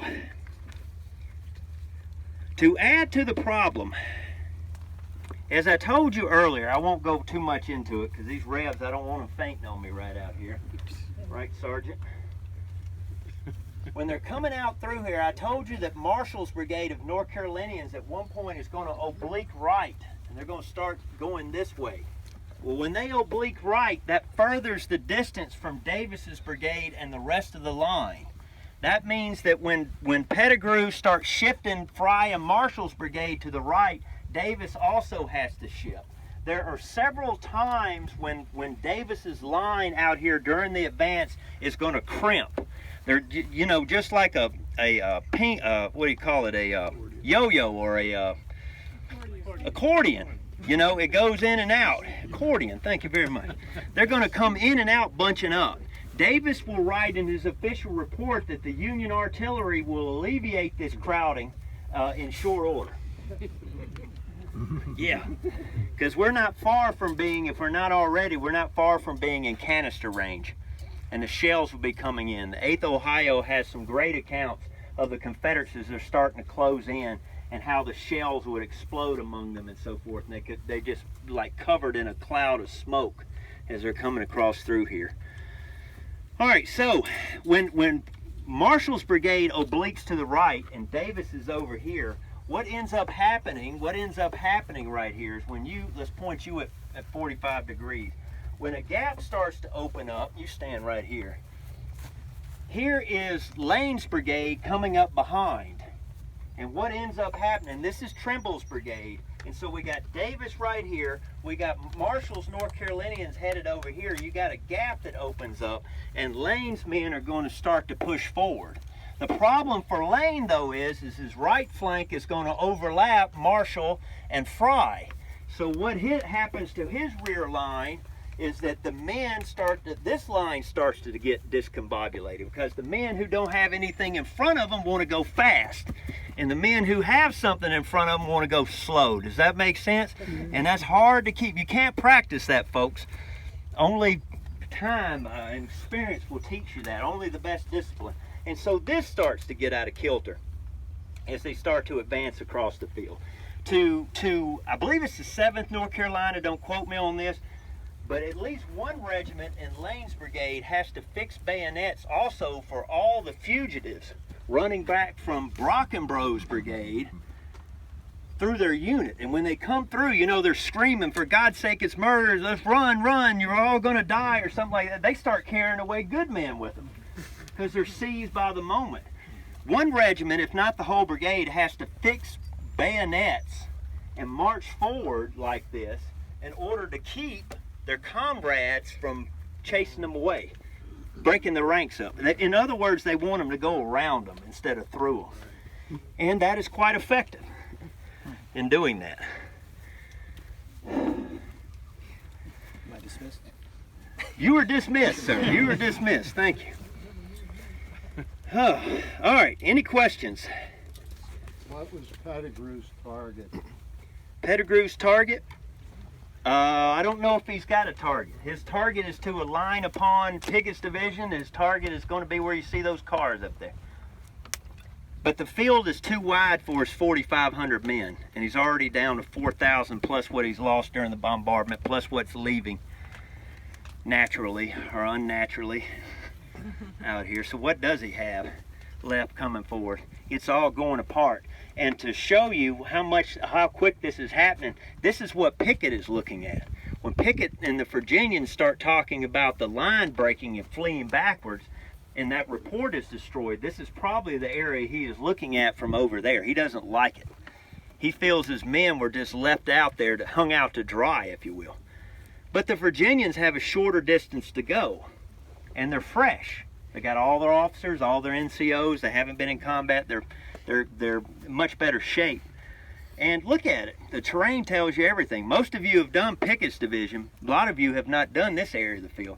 This is wide open. The Confederates would write that they entered right through here as we start to go out through here. Did Doug get back here yet? This is where you're going to lead us. As we start to enter this declivity right here, this ravine, they said it was a natural killing ground because the Union artillery, Woodruff's battery to the left of the Bryant Farm, and all the numerous Union batteries over here behind the neighborhood, they said that they would shoot those cannonballs and they wouldn't hit right here. They would ricochet them down there and they would come skipping over this ravine. So when the Confederates come over this little knoll right here behind you, they're walking right into it. They're skipping them like you would stones across a pond and ricocheting those shots right into them. Bam, bam, bam. And they find the range and their fuses are working. All right, so they can adjust the range. And once they get the range, they just keep adjusting and throwing the shells in there. Bam, bam, bam, bam. And as they get closer, obviously we'll switch over to canister. Any questions? If I could I get the Johnnies, the color guard, to go over here and form up with Ranger Doug. He's the Yankee on the bicycle right over here, and he is going to lead us to shelter. They start to come together. All this stuff, the stories I've been telling you about the two lines with Marshall obliquing to the right. Well, Fry is guiding to the right too. Virginia, Garnett's brigade and Fry's brigade are going to meet on the other side of this road. And when they meet, one Tennessean hollers out at Garnett's Virginians that Tennessee and Virginia shall stand upon the wall. I don't know if he got any cheers for saying that, but they crossed the fence right here, and where you see that brand new split rail fence, for lack of a better word, wooden fence in front of you that's got that yellow wood on it, one Connecticut man said that the Tennessee flag bearer went right to that fence and stood there defiantly holding his Confederate flag for all to see for a few moments of eternity till 2 or 3 of his comrades shot him at once and he toppled from the fence. Most of Fry and Marshall's brigade are not going to go past that first fence which is in front of you, although we do have accounts of some North Carolinians crossing over into the stone wall. But if my geography is right, you can also see past the split rail fence the 26th North Carolina monument, which is on this side of the Union stone wall. That's why, in my opinion, it's at the wrong place. It should be further to the north. But, you know, that's what happens when you put up modern monuments and no veterans are left. And hence another reason the Park Service doesn't want to accept monuments. All the veterans are gone today. So I forget when that one was put up, 1970s maybe? Somebody 1980s, something like that. All right, so we're going to go on down as we go forward. I think we've got everybody, so welcome back. We're going to go down here and get to Marshall's brigade and then cross over to Davis, and we'll turn toward our last leg, okay? 4,000 guys coming across there and 200 hit that fence. It's gone. Yeah, if they can hit it at once. And in some places they could break them down. But this is the problem, though, what you're not thinking about, is wherever they did break them down, then you face the decision whether, like he's doing, whether to mount the fence, which you see how tall he is, or to go through the gap. And those that went through the gap, if you funnel through the gap, it became like sand through the hourglass, and that's where the Union artillery concentrated, because that's where they were getting the most bang for their buck return, you know. So, I mean, this was like... Hey, Matt? Yeah. There's a group of us that have parked on this side. So after the program, if anybody wants to ride back to their car over there, nail us. Remind them that we're going to have a final stop at the Bryant Farm. Yes, because my blue car is right there. Yeah. That nice blue one. Can you get 27 people in that car? Excuse me? There you go. We got 2 cars right there. I'm sorry, they said if you walk over, you have to walk back to the starting point first. I already walked back there to start with, so I've done my 2 laps. Acting like you're mad. You're only required to do 2 laps. I already did them. Oh, Meg. Is everybody in? Okay, I won't procrastinate. I like your shirt. Did you get the 155 shirt? Not yet. We'll get that. Okay.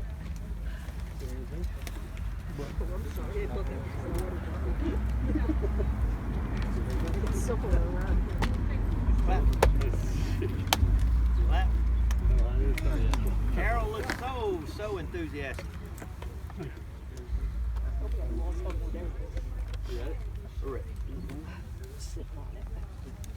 Okay, ladies and gentlemen, we're now standing on the, what would that be, the eastern side of the Emmitsburg Road, and directly to the west of the Bryant Farm, which is right over here to my right or to the camera's left, right here.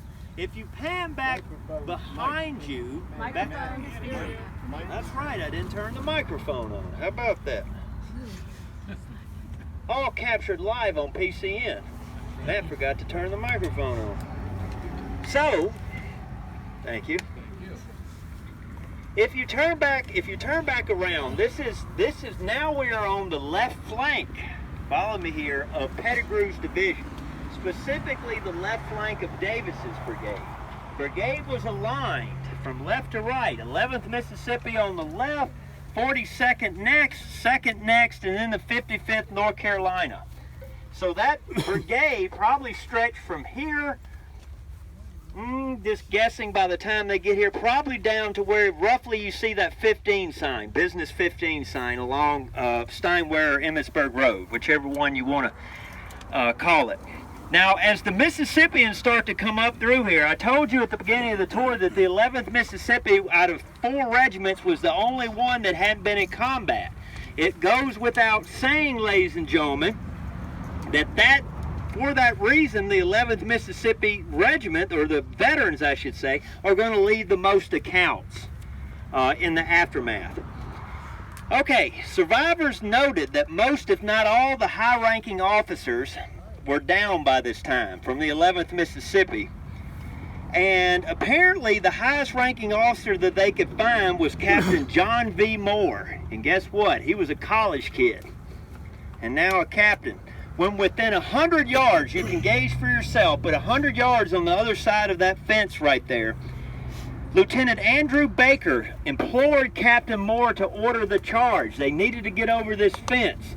By this time, they could see Union forces starting to advance. The Union forces were actually back on this end of the line on their flank, were roughly approximately where the modern day McDonald's is. There was a farm lane right there. Oh, hey, man. And so they were advancing at right angles coming across through here in order to take them in flank.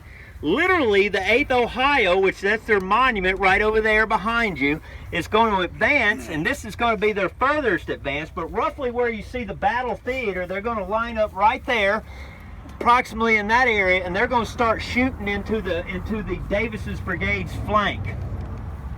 Now, this is a hard thing to imagine, but this literally happened, okay?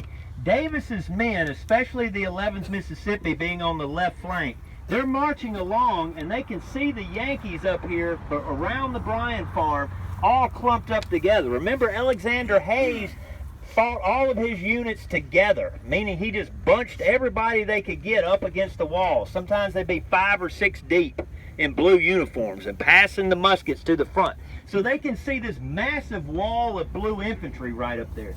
Over here, literally, they see Union troops approaching their left flank, though.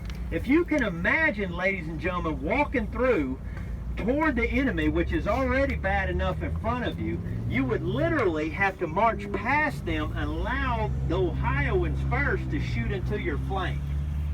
If you can imagine having to do such a thing, they did it. So Baker goes to Moore. He says, order the charge. And Moore says, I don't think I have the authority. I don't have that kind of authority. And Baker says, if you won't, I will. And the young Lieutenant Baker ordered the company to charge, and it echoed down through the line. Whatever was left in all those various companies, they echoed down to go to the quick step or the charge, and these Confederates hit that first fence and they go over. Now they keep advancing. Most of Davis's brigade, if you want to know the reality of it, most of Davis's brigade probably does not advance from this point. Why? Because they see what happens to the people in front of them when they get to that fence. They're literally just melting in front of it. If you can imagine that fence just exploding all over the place with those bullets ricocheting off of it and the bullets thudding against the bodies and so forth. Those people that could get across, which include Baker and Moore, are going to have to get over here and reform after climbing a second fence and reform their ranks and then advance against that Union horde. There's not enough Confederates left in order to break the Union line. There's not enough left. I mean, the attack is over before it even gets there. Lieutenant Baker crossed both fences and went down with a gunshot wound somewhere in this area. William Peel found himself advancing with the 11th flag. By now it was born between here and the barn. 5 men were shot down carrying the 11th Mississippi's flag. If you've been coming to Gettysburg longer than you should have been, you may remember when we had the 11th flag on loan at the old visitor center. And that was pretty cool, at least for me, to see that. Because it has, or you can look it up online, it has a big old Yankee autograph on it in the upper corner from July 3rd. It is neat that that's still there. Anyway, flag bearer, I'm running out of gas here, bear with me. The flag bearer is coming on up. His pole is shot in two somewhere in here. And one bullet, I don't know if it clipped it high up on the pole, but the flag is left dangling from one corner. So here he is trying to maneuver this Confederate flag, which is I don't know what the parameters or the measurements of this thing would be, but 48 inches square. 48 inches square. I figured you would know that. 48 inches square over here for infantry. Who's talking back there? The general. No, I'm not going to argue. It's 48 inches it is. I thought it was 51. The 48 inches across, if you can imagine trying to handle that. 5 men shot down between here and there. 13 men crossed this road, at least around the 11th Mississippi's flag, and they rallied around the flag, and if I've got the direction right, they either advanced from here to here or they advanced from here to there. But their objective became, around that Confederate flag, carrying it forward, became that white barn over there. Now what I'm going to do, ladies and gentlemen, is I don't know about you, but I've about had enough of this heat, okay? So what we're going to do is I could do a couple more stops before we got there, all right? But I'm going to forego that, and we're going to march straight over where you see that white Jeep. We're going to reassemble on the other side of the road in the shade, and I'll do the final stop over there where we can collect ourselves, okay? Don't go anywhere. We'll be right back after these few brief, short messages. There's only about 1 foot of shade behind you. Vampire. If anybody wants water, it's over there, just back in the red Subaru. If you'd like, if anybody needs any water, we got water right over here. If you didn't get any at the last stop, please take advantage. It's 20 paces from you. Nice ice cold water. This got to be the hottest. Is this the hottest y'all been on? Oh man, this is awful. No? Reminds me of the 150th. There was 1 year when it was like 104 without heating. 94 degrees. You know what Han Solo said when he was in the trash compactor, don't you? One thing about it, we're going to be a lot thinner.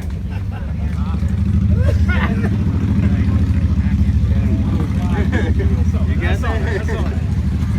I'm here. Thanks. Appreciate it. Get the reference, but I'm too exhausted to laugh. Yeah. Same. Yeah, I know. Oh, y'all ready? Fried a lot of bacon. We're ready? Records of what the temperature was in the battle. I think so. Not quite sure. Virginia's the big clearing.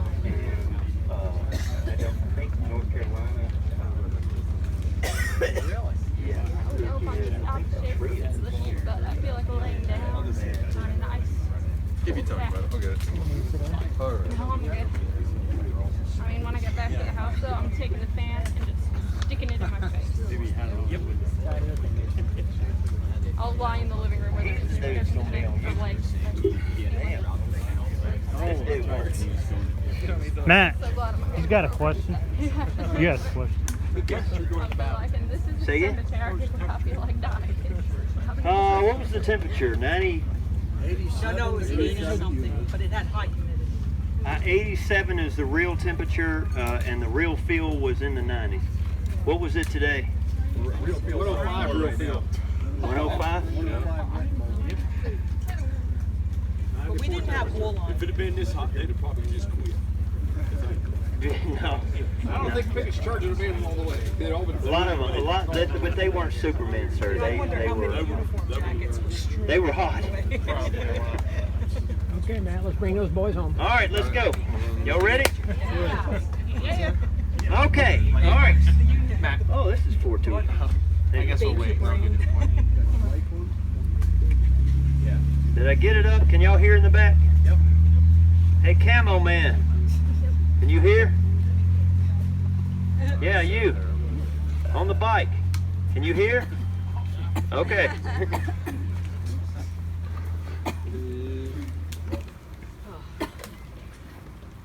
Okay, ladies and gentlemen, we're now standing in Ziegler's Grove, and there was never a happier set of people to be standing in the shade. Thank you. Thank you. Thank you. Thank you very much. Poor Caroline. They don't have days like this in France. Oh. She told you. French bread. Okay. All right, the Confederates are going to keep advancing. and whatever can reach across. Earl Hess, in the most recent study, I don't know what he bases this on, he thinks out of Davis's brigade, which is hard to know how many they had on the beginning of July 3rd, but out of Davis's brigade, he estimated that roughly around 50 only crossed the Emmitsburg Road and made it up this far. However, we do have multiple accounts of men from the 11th Mississippi in particular being behind the Bryan farm. And the Bryan farm, we have accounts once they get up there of more, who I've already mentioned being in that area, and Lieutenant Peel, I've read a few quotes from him. Peel and a fellow lieutenant decided, after they were taking a few shots from around the corner, they decided that the game was about up. Now you can see, ladies and gentlemen, the McDonald's right over there. The 1st Massachusetts sharpshooters, the 8th Ohio, in no certain order at this time of day, the 108th New York, the 111th New York, the 126th New York. Some of them are based along, or positioned along here. Some of them are positioned at right angles, like at the McDonald's. But regardless, the Union line starts to enclose the Confederate flank, and that is probably the reason that most of Davis's brigade does not cross the Emmitsburg Road, because one, is just suicidal. They didn't have enough men, and two, they're veterans, and they're veterans now, and they can see that it's hopeless. But anyway, the remnants that get to the wall or to the barn are going to decide that it is not worth the effort in order to try to make it back. In other words, probably they would all be killed trying to leave the barn. It has always been a wonderment to me that the Confederates back there didn't get shot through the barn, but I guess those boards were thick enough. There's no accounts of it, or the Yankees couldn't see them and they just didn't care to shoot in that direction. But instantly on the north side of the barn right here, there's a white flag or a white handkerchief that appears, and the Union starts to die down, or at least their firing starts to die down. There was a Sergeant Thomas Gear of the 111th New York steps forward. His unit was positioned along through here, and he ordered the Mississippians to go through the gate at the north side of the barn, which is basically the way you came up today to this area. As the Confederates were trotting inside, Gear had to knock one of the Union muskets out of the way who was about to shoot one of the Mississippians, asking them could they not see that these men have surrendered. I guess that's a lot of adrenaline, to say the least. In conclusion, the historian Earl Hess estimates that out of 4,500 men in Pettigrew's division, only 1,000 in total made it past the Emmitsburg Road. I already said 250 of Burkett Fry's men. He estimated 700 of Marshall's men, 50 of Davis, and none of Brock and Bro. I pronounced it correct. Thank you. Joe Davis's brigade suffers 44% losses during the attack. Company A, the University Grays from Ole Miss, lost all 32 men in the attack. Whole class, or classes, were wiped out. Company E lost all but one of its 37 men. Company D only had 9 of its 55 soldiers left. If you could imagine such a thing. The battle flag of the 11th Mississippi, which is autographed by one of the Garibaldi Guards, which was the 125th, am I right on? 39th. 39th, you're right. Hi. I'm tired. Was captured on the south side of the Bryan farm, leaning against the wall. Who carried it there? Who was the last one? I could not tell you. But that's where it was found. Davy Holt, if you ever want to read, if you like Company H, A-Y-T-C-H, with Sam Watkins, there's another good book by Davy Holt, and I forget what his is called, a Mississippi rebel in the Army of Northern Virginia, I believe. He wrote the only encounter that anybody has with Confederate General Joseph Davis. The interesting thing about the encounter is that Davy Holt is from Posey's Mississippi Brigade, not Davis's Mississippi Brigade. And Posey's brigade was left back there along Seminary Ridge. He said he saw General Davis, and he inquired from the general where his brigade was. And he said that General Davis did not respond to him. He was just walking along, like in a state of shock, if you will. And he was, he simply had a sword in his hand. He simply took his sword and he looked up at Holt and he raised his sword and he pointed it in the sky.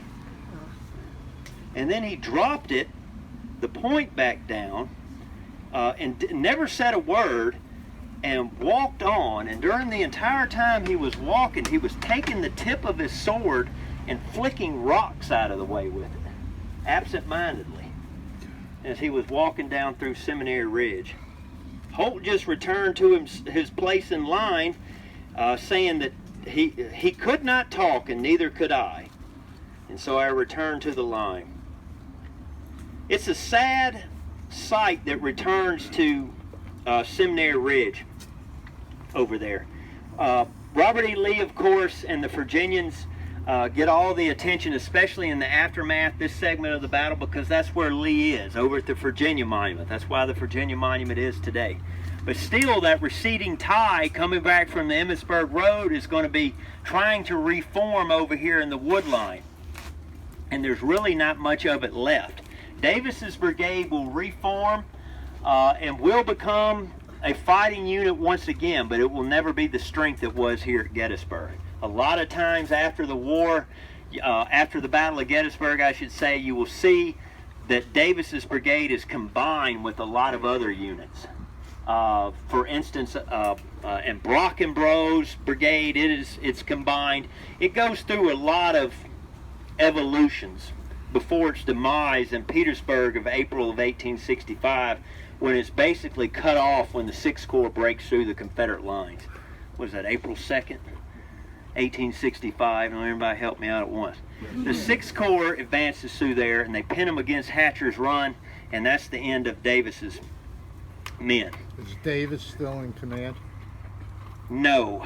Davis will always be nominally in command, but he will be absent throughout much of the rest of the war, as he was before Gettysburg. Most of the time, John M. Stone, that guy I told you was on top of the Mississippi Monument, will be leading the brigade, because he's the senior colonel. Right. But nobody, because of the politics, I'm guessing, Lee is not going to touch that with a 10-foot pole. This is Jefferson Davis's nephew, and he'd probably rather have John M. Stone in there anyway. Right. So why rock the boat for nothing? You're not going to gain anything by it. So Davis comes up when it's convenient for him, pretty much. Well, being the president's nephew has its perks. Confederate Sergeant LeGrand Wilson, I'll close with this, saw the 42nd Mississippi on dress parade shortly after their return to Virginia.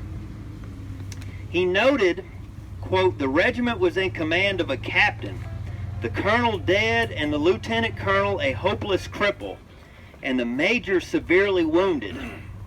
Our gallant adjutant escaped, and many of the officers gone, and in the ranks, great gaps.